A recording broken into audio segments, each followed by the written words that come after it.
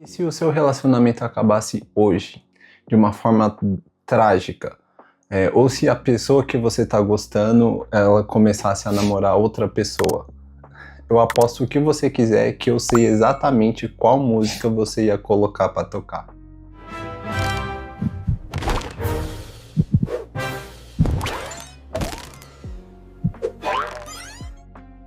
Pode ser Marília Mendonça, Gustavo Lima, um sertanejo, um samba, ou até mesmo um rock melódico, né?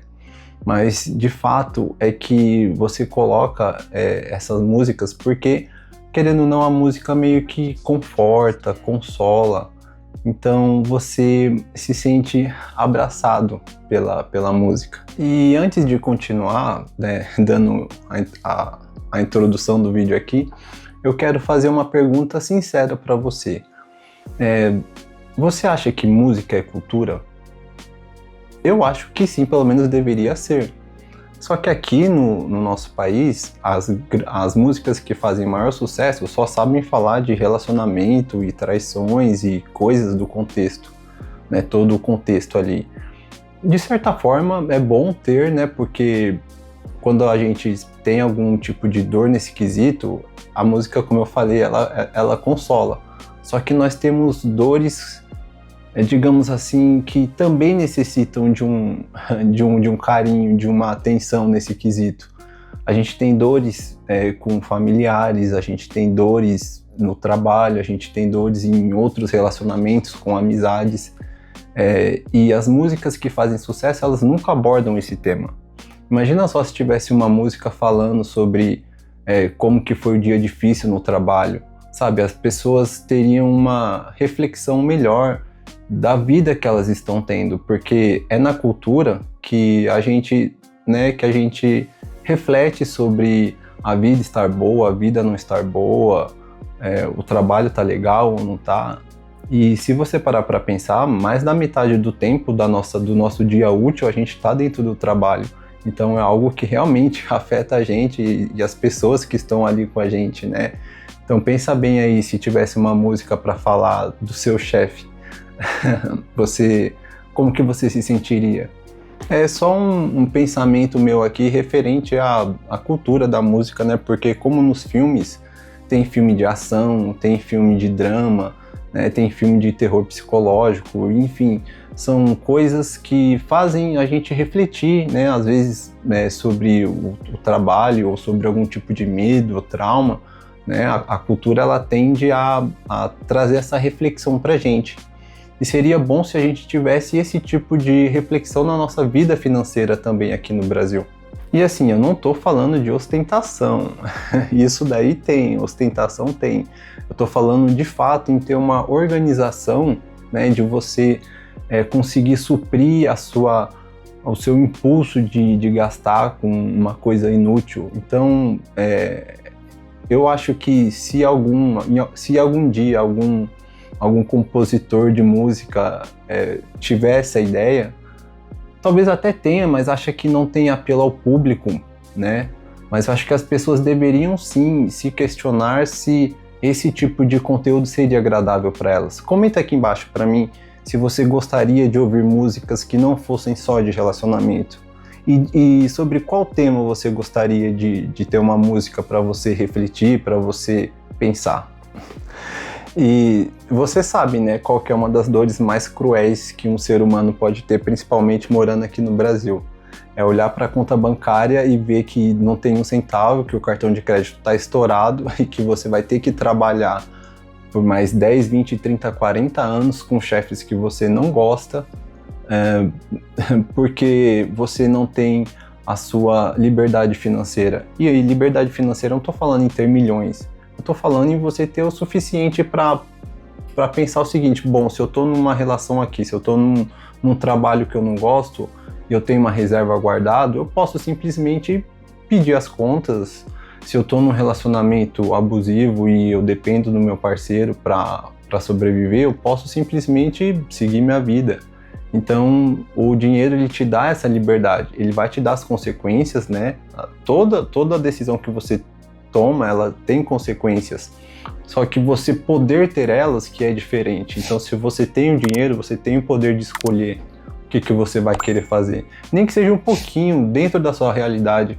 Pensa bem, se você é uma pessoa assalariada aí com 2, 3 salários mínimos e você tem guardado, sei lá, 5, 10 mil reais, talvez era o que faltava para você sair de um emprego que você tá ali na pindaíba e você tá com medo porque você não tem dinheiro.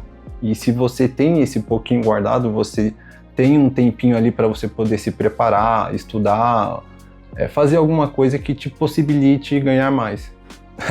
Então, para esse tipo de dor, não tem música. E olha só, eu volto a falar, se tiver algum compositor que fale sobre esse tipo de dor, eu acho que vai ter público, viu? Porque tem uma galera aí que, infelizmente, sofre muito por dinheiro. E o que ninguém te ensina é que grande parte, não todas, mas grande parte das suas dores emocionais, elas estão atreladas ao dinheiro.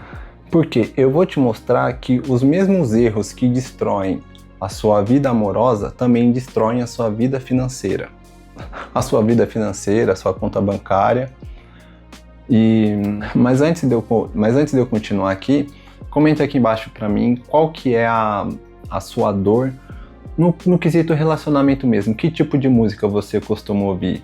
Coloca aqui embaixo nos comentários para mim ver se é só o que eu imagino mesmo ou se tem uma galera um pouco mais fora da curva. Comenta aqui para mim ver, por favor. Eu espero, pode comentar. E na psicanálise de Freud, tem um termo chamado compulsão à repetição. Resumindo bastante, o que é isso? É quando você tende a cometer os mesmos erros, os mesmos traumas, as mesmas dores. A gente tende a repetir esses padrões. E é por isso também que você, quando dá 2 horas da manhã, você manda aquele famoso oi sumido, ou você sempre lembra daquela pessoa que, né, não te tratou bem, de certa forma, e você fica preso naquilo. E você faz isso não é porque você é burro, talvez você seja, brincadeira, mas tem uma explicação para isso. E você faz isso porque o nosso cérebro é programado para aliviar a dor. Então, se você faz isso, é porque você inconscientemente você está querendo se curar, né? Só que de uma forma errada.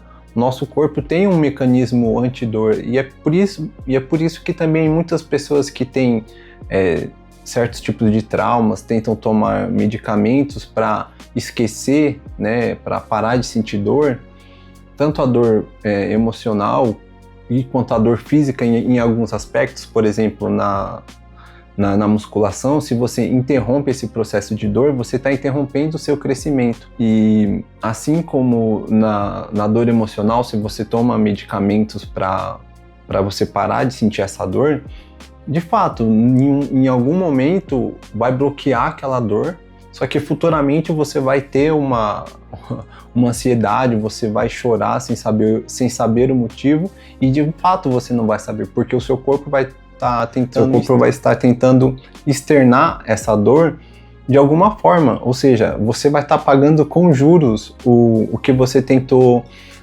moldar ali rapidinho com aquele remedinho que você sabe qual que é. Agora você traz isso para o seu dinheiro. Como que isso se aplica ao seu dinheiro?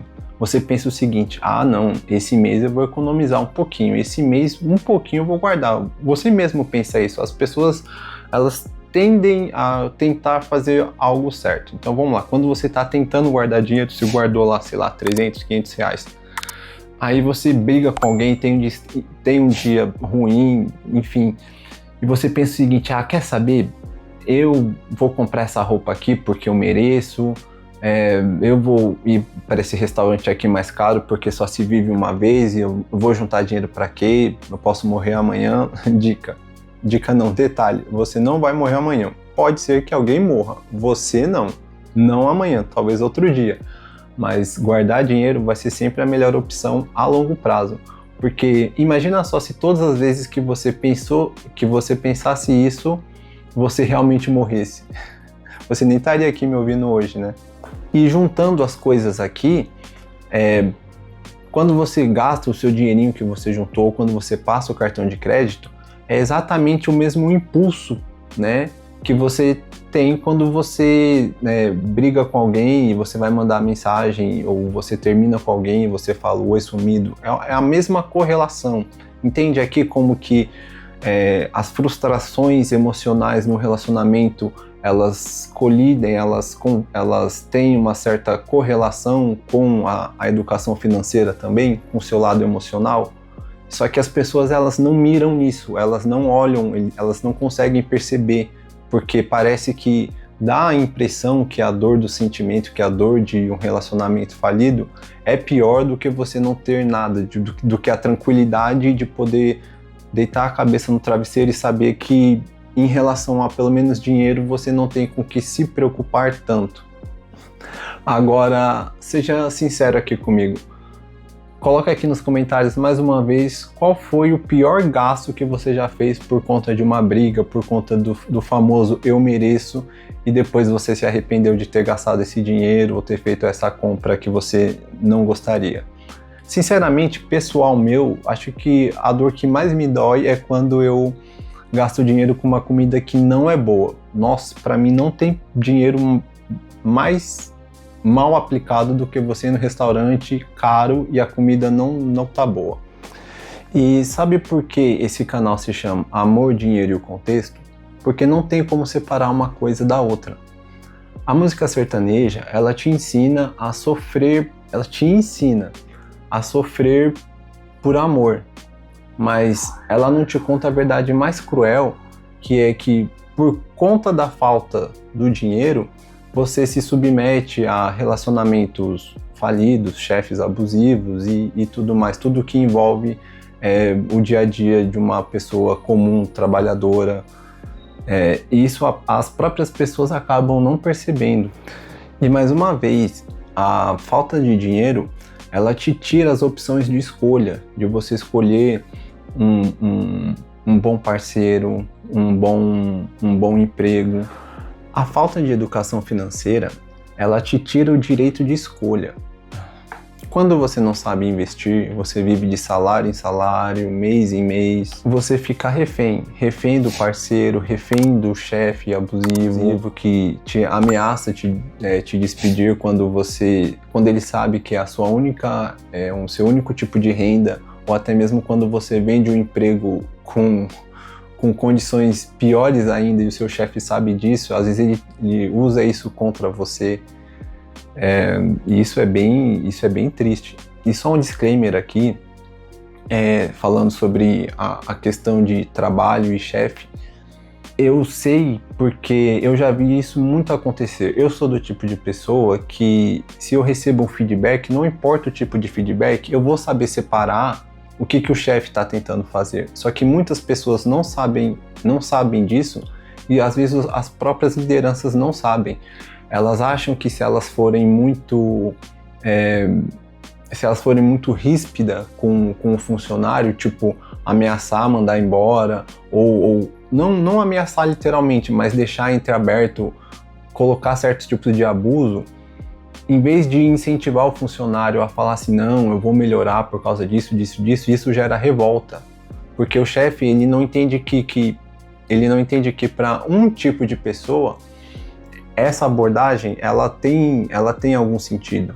Ela é eficaz. Só que para o colega do mesmo setor, se ele for usar o mesmo tipo de abordagem, ele vai acabar prejudicando essa pessoa.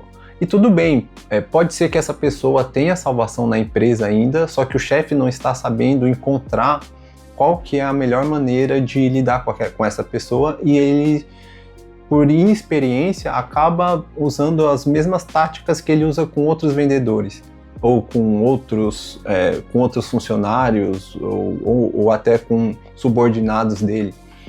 O que eu quero dizer é que as pessoas têm contextos diferentes. Então, um bom líder, ele tem que saber ler a pessoa e dar um feedback para ela. E isso pode parecer um pouco estranho, porque pode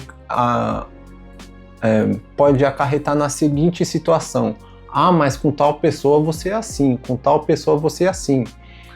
Ou a pessoa que está trabalhando, ela também tem que saber que, se o chefe for tratar exatamente todo mundo da mesma forma, vão ter sempre uns mais espertinhos do que outros, porque as pessoas não são iguais. Por mais que as empresas tenham regras, e as regras são iguais, tem que ser iguais para todo mundo, os feedbacks e as formas de você passar isso para os funcionários, primeiramente, tem que ser individual com cada um e a pessoa tem que saber se separar também, porque eu trabalhei muito tempo no ramo de vendas e a gente vê muito isso, tipo assim, situações bem acaloradas por conta de vendas, porque venda gera dinheiro e as pessoas têm comportamentos diferentes, né? Às vezes com os próprios colegas. Tem colegas que são mais passivos, tem colegas que são mais ativos e na vida corporativa isso também acontece, né? São as pessoas que são mais puxa-saco, enfim. Então, basicamente o dinheiro ele não compra amor, mas a falta do dinheiro te força a aceitar o desamor. E você entende o seu contexto que você está agora? Consegue entender?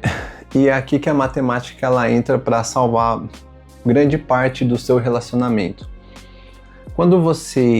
Dos seus relacionamentos em gerais, quando você junta 100, 200, 500 reais aplicados na bolsa de valores e renda fixa, você não está apenas juntando dinheiro, você está comprando parcelinhas da sua liberdade, entende? Você tem que entender que isso são parcelinhas da sua liberdade. É aquele dinheiro que, né, te permite olhar para o seu chefe abusivo, para o relacionamento e falar, não preciso disso. Igual a Rochelle, quando ela fala, de Todo Mundo Odeia o Chris, quando ela fala, eu não preciso disso, meu marido tem 2 empregos, você fala, eu não preciso disso, eu tenho dinheiro investido. E realmente investir não é difícil. No vídeo passado eu falei lá sobre difícil e simples, né, entre fácil e simples, mas realmente não é. Imagina só, quando você era criança que você estava aprendendo Babebi Bobô, Kakekeko, enfim, quando você estava juntando as sílabas ali para aprender a ler, não era fácil, né? Você tinha ali meses, anos para você conseguir ler de forma automática. E sendo bem sincero, quando você olha para os gráficos de investimento, quando você vai aprender a investir em uma ação, você vai ver que é até mais simples, vai ser tão simples quanto você bater o olho numa propaganda, numa frase e ler automaticamente. E entender sobre isso, às vezes, é até mais fácil do que ler um livro complexo sobre. Depois que você aprende, realmente fica fácil. E quanto mais cedo você começar, mais fácil você vai conseguir ter esses entendimentos, essas nuances. E aqui eu não vou ficar entrando em termos técnicos nem dicas de investimento, até porque isso ia tirar um pouco do foco inicial, que é atrair pessoas que se interessem pelo assunto. Então, mesmo assim, se você tiver alguma dúvida referente a investimentos e você quiser falar sobre elas, coloca aqui no comentário, que para você, aí eu vou pegar e vou te dar uma dica, eu vou falar, olha, por causa disso, por causa daquilo, é interessante isso, baseado na minha opinião, certo? Mas eu não vou falar no vídeo abertamente ainda, porque a comunidade está bem pequenininha, então quando ela estiver maior, aí eu pego e começo a falar mais para as pessoas. Eu fico usando essas analogias de relacionamento, de música, para ver se as pessoas se interessam pelo assunto, entende? E quando eu peço para vocês comentar, isso ajuda bastante o canal a entregar para mais pessoas também. Então, quando a gente tiver com uma comunidade maior, aí eu pego e começo a falar sobre esses assuntos. Até porque existem canais maiores, né? Tipo Primo Rico, Primo Pobre, e até mesmo o canal do Sardinha, o Investidor Sardinha, que é da onde eu estou vindo, que eles dão dicas ótimas, né, sobre investimento. Lógico, cada um com seu nicho, né? Eles são públicos remotamente diferentes, né? Cada um deles. E aqui eu quero fazer alguma coisa parecida também. Eu quero falar com as pessoas que ainda não acham necessário um investimento em si. Quem busca esses canais são pessoas que já querem aprender a investir. Eu estou nadando um pouco contra a maré. Eu quero Mostrar para essas pessoas que não têm interesse, e espero que isso chegue nelas, não sei como o YouTube vai fazer isso, mas se não chegar, espero que você mande para as pessoas esse vídeo, para elas terem essa noção de saúde emocional e saúde financeira também. Então, a partir de hoje você vai parar de tratar o seu coração e a sua carteira de formas separadas. Se você quer parar de cometer os mesmos erros emocionais e financeiros, você encontrou o lugar certo. Se inscreve aqui no canal, ativa o sininho, deixa o like, isso é muito importante. Compartilhe esse vídeo com aquele seu amigo, com aquela sua amiga que precisa dessa terapia grátis hoje, que aquele seu amigo que não consegue juntar dinheiro, ou aquela sua amiga que tem o dedo podre e vice-versa. Envie esse vídeo para eles e eu quero uma opinião sincera de vocês. O que vocês estão achando, né, desse tipo de vídeo? Comenta aqui embaixo para mim que eu quero saber. Quero saber o feedback de vocês também em relação ao primeiro vídeo que eu fiz. O primeiro vídeo é o próximo que eu vou deixar aqui. E em relação a esse, né, o que vocês acham? O que vocês acham que eu posso melhorar? Tá bom? Então, mais uma vez, vou me despedindo de vocês aqui, que o vídeo já ficou enorme, e entenda o seu contexto. Até a próxima!